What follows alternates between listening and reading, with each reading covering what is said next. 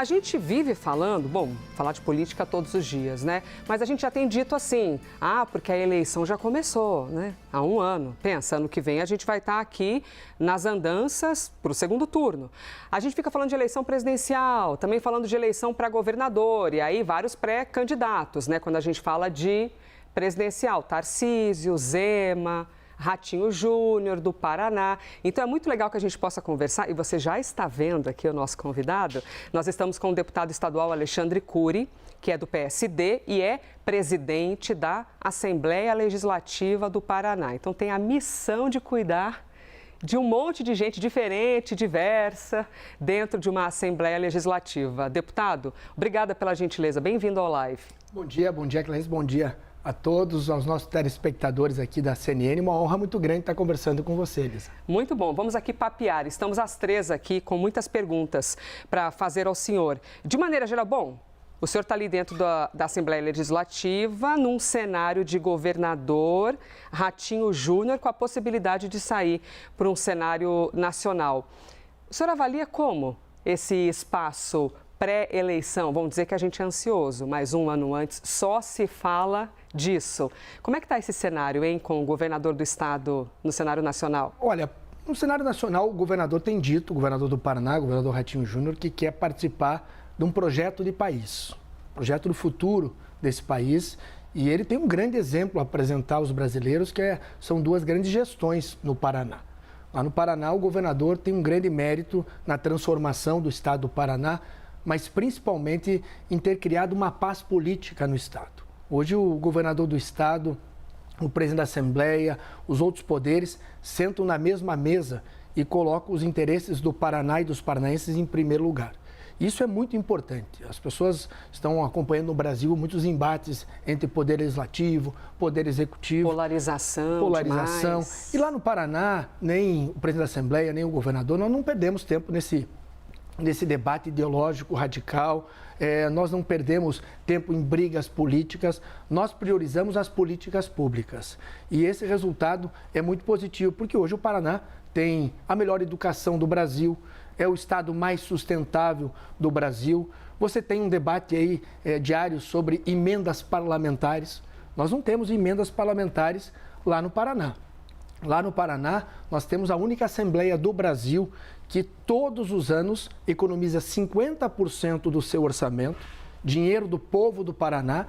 Esse recurso, esse dinheiro é devolvido para o governo do estado, para o governador Ratinho. Sentamos na mesma mesa e aplicamos esses recursos no desenvolvimento, na transformação dos municípios do nosso estado. Mas os deputados têm as verbas para eles poderem utilizar. Quando o senhor se refere a não ter emenda parlamentar, seria? Na verdade, não existe emenda. O deputado não apresenta aonde ele quer indicar o recurso. Nós sentamos com o governo do estado, mostramos a ele, olha, a previsão de devolução do orçamento do Poder Legislativo é 600 milhões de reais, é o caso desse ano, 620 milhões de reais, e o governador, com os deputados, define, olha, nós vamos aplicar esses recursos em pavimentação dos menores municípios do estado, na construção de 300 creches, na reforma e ampliação de hospitais. Um acordo de prioridades. Um acordo de prioridades do que o estado precisa. E aí os deputados, claro, anunciam esses recursos nos municípios, nos hospitais, mas não há uma emenda definida. Há uma parceria entre o Poder Legislativo e o Poder Executivo, e isso é muito importante porque hoje, como eu disse, nós estamos ajudando a transformar as cidades com o maior programa de pavimentação urbana do Brasil, acontece no Paraná. Vou trazer a Clarissa Oliveira aqui para a conversa. Clarissa. Muito bom dia, deputado. Obrigada. É um prazer ter o senhor aqui no Live CNN. Deputado, o senhor sabe, o senhor vai me perdoar, mas eu vou ficar falando ainda de eleição presidencial, porque eu acho que, inclusive, impacta diretamente nos planos do senhor. Tudo que a gente ouve é que uma eventual candidatura presidencial de Ratinho Júnior impactaria em toda uma negociação na escolha do sucessor dele, e o senhor está entre os cotados.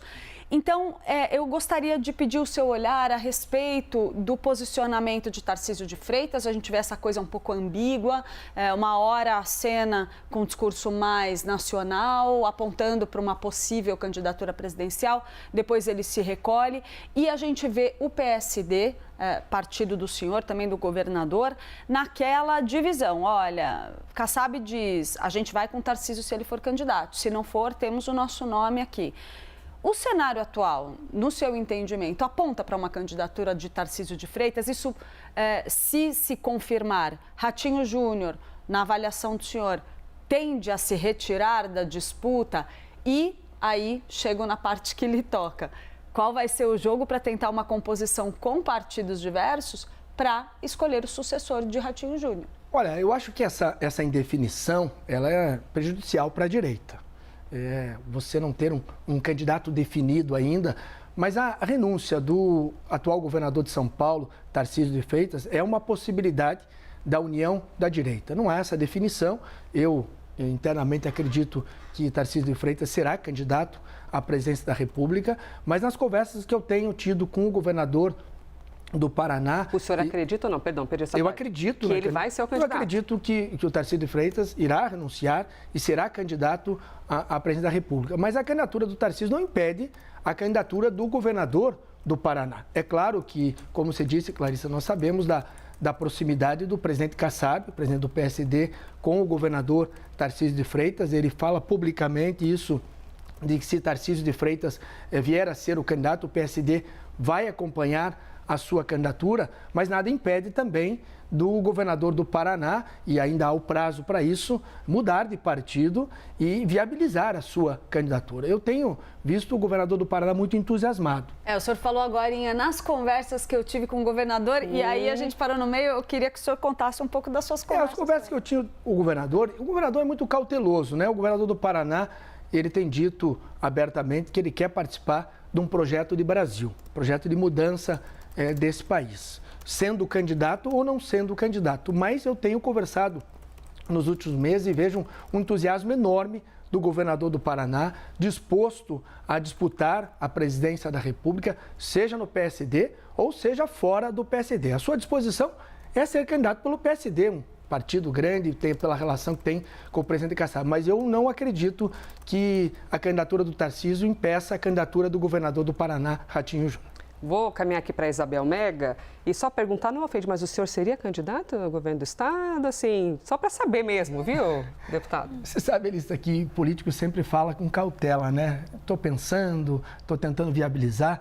Eu tenho sido muito claro. Eu gostaria muito de ser candidato a governador do Estado do Paraná, mas principalmente dar continuidade a essa grande gestão do governador Ratinho Júnior. O Paraná está num grande ciclo de crescimento, o Paraná está vivendo um momento único. Posso garantir, eu que estou há muito tempo na vida pública, que o Paraná está vivendo o melhor momento da sua história.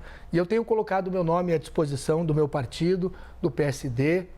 É claro que dentro do meu partido existem bons nomes também que podem concorrer, como o ex-prefeito Rafael Greca, o secretário das cidades, Guto Silva, o próprio vice-governador Darcy Piana, se confirmada a renúncia do governador Ratinho, assume o governo do Estado. Então, são bons nomes. O que eu posso garantir é que o governador, das poucas vezes que abordou esse assunto da sucessão, deixou muito claro que o seu sucessor, o seu candidato, será do PSD, será do seu grupo político.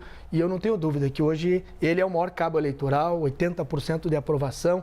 E a partir do momento que ele sinalizar o seu candidato, esse candidato terá um grande crescimento nas pesquisas eleitorais. Isabel Mega, deixa eu trazer para você. Bom, já tivemos aqui então que tudo bem, se foi convidada, estamos tapando ali. Quem sabe, né? A gente aqui entrevista e pode estar conversando com um eventual futuro governador do estado também. E aí, Isabel Mega?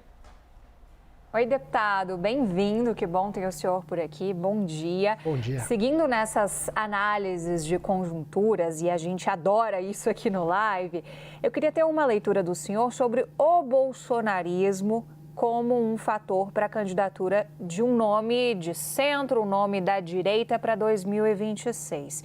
Por que eu puxo esse elemento? Porque a gente vê um governador de São Paulo, por exemplo, que ao mesmo tempo em que oficialmente não é candidato, extraoficialmente é. e vai testando terrenos, se abraça mais bandeiras bolsonaristas, se abraça menos. Qual é a visão do senhor sobre a direita abraçar o bolsonarismo no momento e como a gente pode relacionar isso com o eventual projeto político do grupo formado pelo senhor e pelo governador do Paraná, Ratinho Júnior? Olha, a importância do bolsonarismo da direita ela é fundamental. É uma força muito grande, em especial no meu estado, o estado do Paraná. Mas eu tenho dito uma coisa que, em relação ao Tarcísio, o Tarcísio ele depende muito do apoio do bolsonarismo para ser candidato a presidente da República e depende de uma sinalização do ex-presidente Bolsonaro. O governador do Paraná também depende muito dos eleitores da direita, da centro-direita, do bolsonarismo, mas não depende de uma sinalização do ex-presidente Bolsonaro para viabilizar a sua candidatura.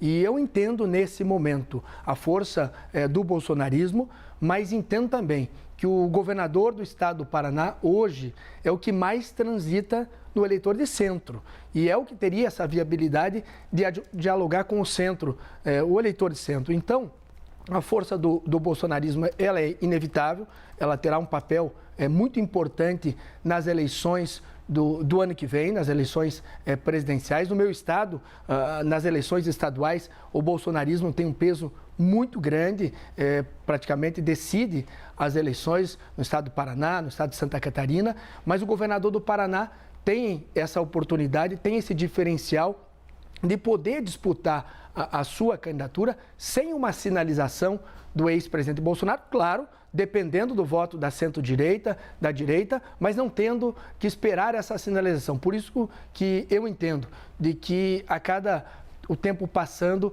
é mais viável a candidatura do governador do Paraná à presidência da República.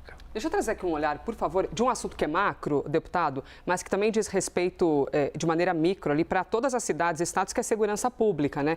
Tem havido muita discussão, inclusive, Ministério da Justiça, um plano que faça ali uma espécie de um SUS da segurança pública, os secretários de segurança pública também levando as suas ideias para o governo federal. O Paraná tem alguns índices que, inclusive, no Anuário de Segurança Pública do ano passado, muitos índices vieram com esses números trazendo um ufa, né? Um respiro aliviado para a população. Tem alguma coisa ali que chama atenção ainda em feminicídio, que são alguns itens, mas homicídio, roubo de veículos, vocês têm conseguido dar uma segurada no Estado. Eu quero ouvir o teu olhar, por favor, sobre isso, de que maneira monta-se essa estrutura no Estado e isso aparece no decorrer do trabalho do senhor também. Olha, Elissa, o Paraná, em 2018, tinha um orçamento de R$2 bilhões para a segurança pública. 2025, o nosso orçamento é de R$7 bilhões. Nós tivemos agora, na semana passada, a maior entrega de equipamentos para a segurança pública da história do Estado. Foram 5 novos helicópteros, um grande número de viaturas e armamentos. E ontem mesmo, um estudo feito pelo governo do Estado, depois de uma tecnologia da FBI ser instalada no Paraná, nós atingimos 97% o índice de solução de homicídios no Estado do Paraná. Segurança pública avançou muito. Nós temos ali grandes forças de segurança no Paraná, mas que precisavam de estrutura.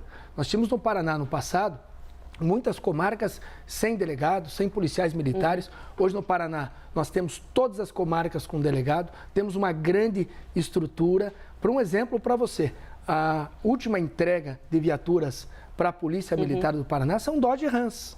Dodge Rams é de última geração para que a nossa polícia esteja toda a estrutura. Mas eu acho que o mais importante é que o Paraná avançou na tecnologia. Eu acho que a segurança pública tem um papel muito importante, essa tecnologia, e o Paraná acreditou, o nosso jovem governador investiu pesado na segurança e hoje nós temos os mais baixos índices de criminalidade da história do Paraná, com grandes investimentos, claro, com efetivo, com concurso público, com equipamentos, com armamentos e com tecnologia de última geração. Nós estamos dando um exemplo para o Brasil de como diminuir os índices de criminalidade. Mas o senhor concorda com o governo federal também criando essas regras para os estados? O senhor acredita que essa convergência é boa? Eu acho que a convergência é boa, apesar que o nosso governador defende que essa legislação penal possa ser debatida pelos estados, pelas assembleias legislativas. Ou seja, que fique no estado que fique e não no estado essa definição. No Ministério da Justiça. Um modelo muito parecido como os dos Estados Unidos. Cada estado tem a sua autonomia. Tem um estado nos Estados Unidos que tem a pena de morte, outros estados que não. O governador do Paraná foi o que primeiro a defender essa ideia. Eu acho que é importante esse diálogo com o Ministério da Justiça, com as secretarias de segurança, mas acho que os estados têm que ter essa autonomia. Nós temos essa autonomia no Paraná, avançamos muito e diminuímos todos os índices de criminalidade no nosso estado. Muito bem, conversamos aqui com o deputado Alexandre Cury, do PSD, presidente da Assembleia Legislativa do Paraná, que nos trouxe ali um olhar amplo em relação ao Paraná, também pusemos um pouquinho aqui de segurança pública e, claro, o cenário eleitoral do ano que vem. Deputado, muito obrigado. Obrigado, Elissa. Obrigado, Clarissa. Quero voltar aqui, vamos trazer o governador do Paraná. Olha, já queremos aqui. Eu já estava ali fazendo meu lobby aqui, antes da gente entrar no ar. Para ele mostrar essa grande disposição aí, mostrar o que está acontecendo no Paraná. O Paraná vive um momento extraordinário. Muito bem, muito obrigada, deputado federal.